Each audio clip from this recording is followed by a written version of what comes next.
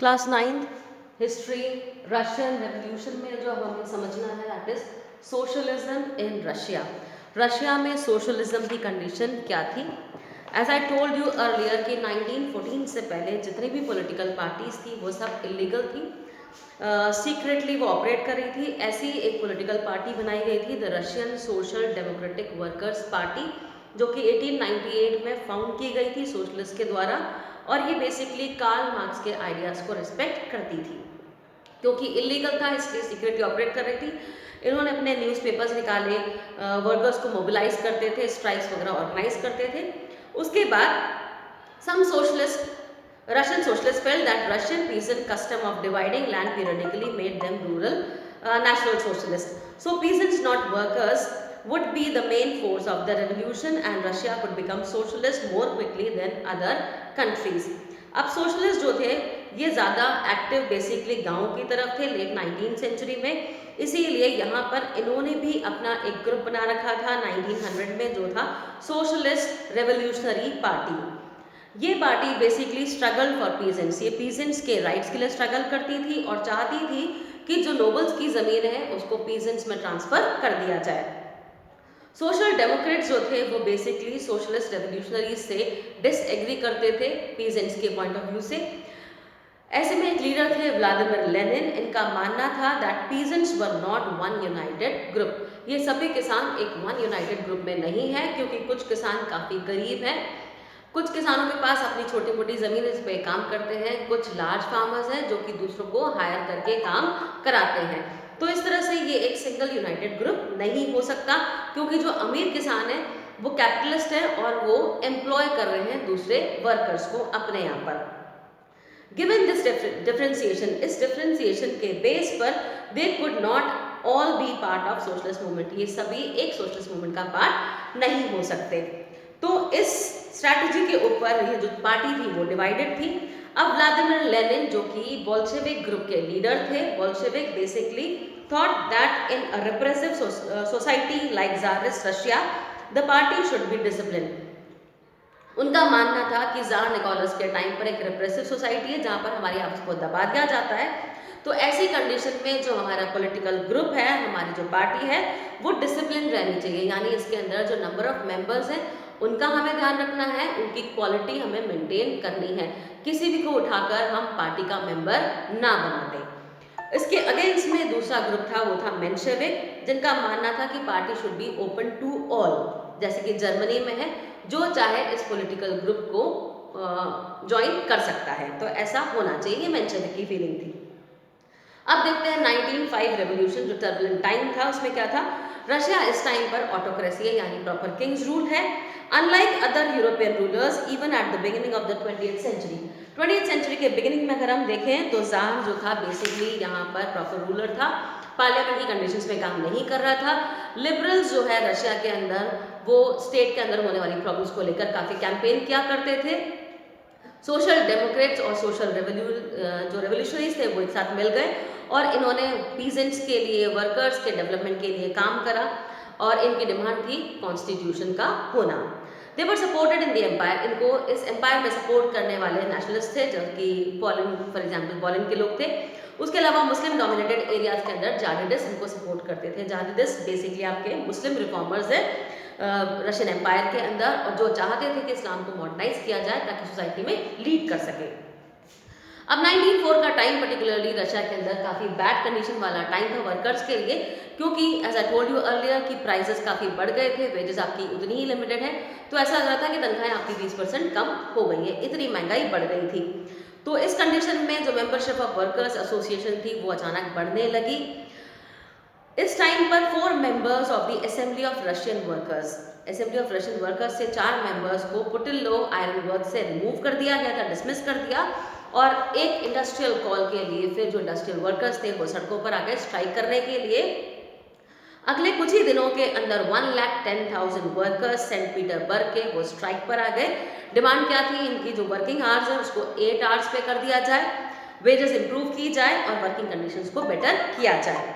तो जब ये पूरा प्रोसेशन वर्कर्स का, जो स्ट्राइकर्स का प्रोसेशन था, इसके लीडर थे फादर गैपोन, ये पहुंचे विंटर पैलेस के पास में।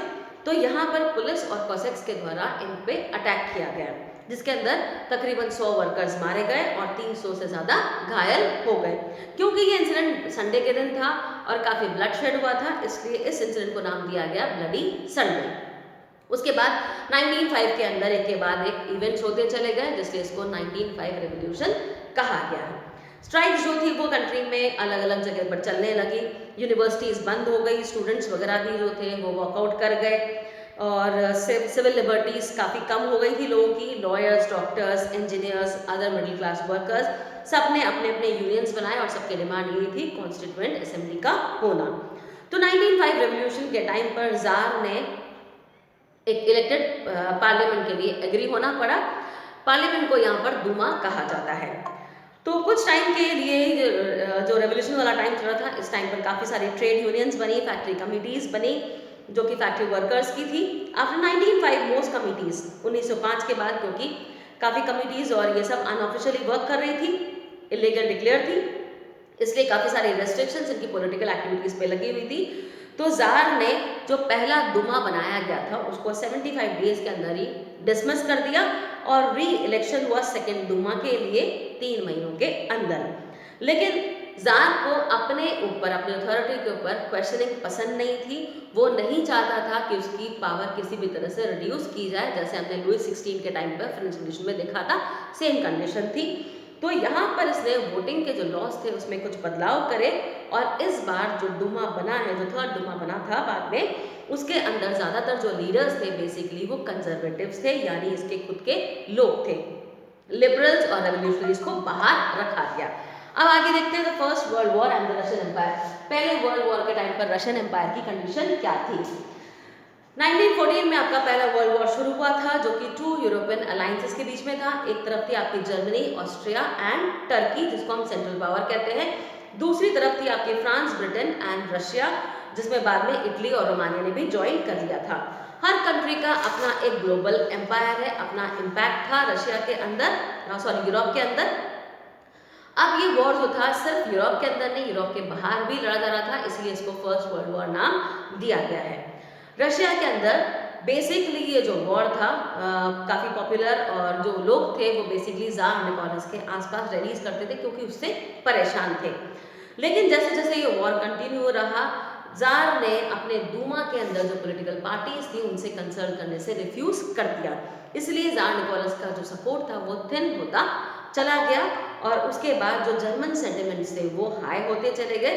जैसे कि हम देखते हैं कि सेंट पीटरबर्ग, जो कि एक जर्मन नेम है, उसको बाद में चेंज करके एज पेट्रोग्रेड कर दिया गया। The tsarina Alexandra's German origins and poor advisors, especially a monk called Rasputin, made the autocracy unpopular। तो यहाँ पर ज़ार के खुद के जो लोग थे, पुअर एडवाइजर्स हैं, उसके अलावा मॉन्क्स वगैरह, सब ने मिलकर ज़ार के रूल को अनपॉपुलर कर दिया, यानी अब वो ऑटोक्रेसी के खिलाफ हो चुके थे। फर्स्ट वर्ल्ड वॉर ईस्टर्न और वेस्टर्न साइड अगर हम देखें तो दोनों आपस में एक दूसरे से काफ़ी डिफरेंट थे, क्योंकि वेस्ट साइड पर आर्मी जो थी बेसिकली ट्रेंचेस से लड़ रही थी, बंकर बना के उनसे लड़ रही थी, और ये ट्रेंचेस जो थे वो ईस्टर्न फ्रांस तक इनके स्प्रेड थे।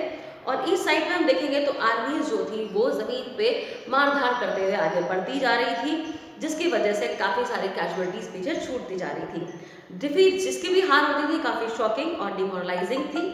रशिया की जो आर्मी थी वो बेसिकली जर्मनी, ऑस्ट्रिया के आगे हार गई बिटवीन 1914 एंड 16, और इसीलिए देयर वर ओवर तकरीबन 7 मिलियन से भी ज़्यादा कैजुअलिटीज़ हो गई थी 1917 तक आते आते। और इससे रिट्रीट करते हुए इन लोगों ने क्या करा, रशियन आर्मी ने क्रॉप्स और बिल्डिंग्स को डिस्ट्रॉय करना शुरू कर दिया, क्योंकि अपनी हार हो रही है, अब हमारे पास कुछ भी नहीं है, तो हम फसलें और बिल्डिंग्स को नुकसान पहुंचाएंगे। तो आगे सामने वाली जो आर्मी है ना तो वो अपने आप को कहीं छुपा पाएगी और ना सर्वाइवल के लिए अनाज उसके पास होगा, तो अपने आप को भी सरेंडर कर देगी या हार जाएगी। The destruction of crops and building led to over 3 million refugees in Russia। ये जो क्रॉप्स और बिल्डिंग्स का डिस्ट्रक्शन हुआ उसकी वजह से 3 मिलियन से भी ज़्यादा रेफ्यूजीज रशिया में हो गए थे। ऐसी सिचुएशन के अंदर जहाँ पर गवर्नमेंट के भी कंट्रोल में नहीं आ रही, ज़ार के भी कंट्रोल में नहीं आ रही, तो ऐसी वॉर को कोई भी सोल्जर लड़ना नहीं चाहेगा जहाँ पर उसको क्लियर दिख रहा है कि मेरी जान को खतरा है। इस वॉर का सीवियर इम्पैक्ट इसकी इंडस्ट्री पे भी था। Russia's own industry were few in number, Russia में अभी भी थोड़ी सी ही इंडस्ट्रीज थी और बाकी जो कंट्रीज से सप्लाई वगैरह होती थी वो भी कट ऑफ हो गई थी वॉर की वजह से। जो इंडस्ट्रियल गुड्स थे by German control of the Baltic sea, industrial equipments disintegrated more rapidly in Russia than elsewhere in Europe। 1916 तक आते आते रेलवे लाइंस जो थी वो भी टूटने फूटने लग गई थी। एबल बॉडीड मैन, जितने भी सही सेहत वाले लोग थे उनको वॉर के लिए बुला दिया गया। तो डेफिनेटली जो लेबर शॉर्टेज है वो क्रिएट हो जाएगी इंडस्ट्रीज में, तो इंडस्ट्रीज में काम करने वाले वर्कर्स कम हो जाएंगे और यहाँ पर जो ग्रेन वगैरह उसकी भी सप्लाई आर्मी को फीड करने के लिए जा रही है, तो पीछे कंट्री की सिचुएशन और ज़्यादा वर्स्ट होती चली जाएगी। For the people in the cities bread and flour became scarce. तो ऐसी कंडीशन में शहर में रहने वाले लोगों के लिए अनाज ब्रेड वगैरह पाना काफ़ी मुश्किल हो गया था और विंटर के टाइम पे 1916 में ब्रेड शॉप्स के ऊपर इस तरह के दंगे फसाद, अनाज के लिए दंगे फसाद काफ़ी कॉमन फीचर हो गया था। तो इस वॉर की वजह से रशिया की कंडीशन काफ़ी पुअर हो गई थी।